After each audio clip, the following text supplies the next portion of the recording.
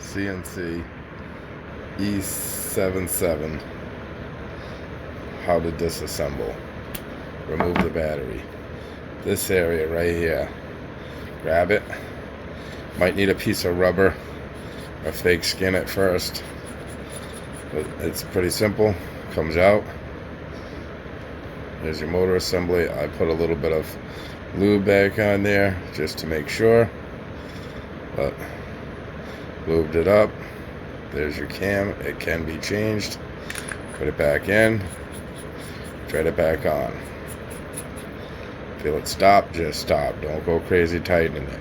It's a little tight to get off at first. I had to use a piece of rubber, like a fake skin. But that's it. You can even put the battery in. Turn it on.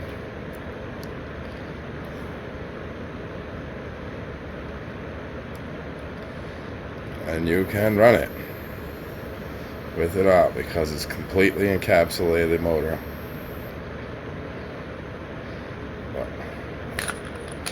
And that's it. Figured this might help some people. Thank you.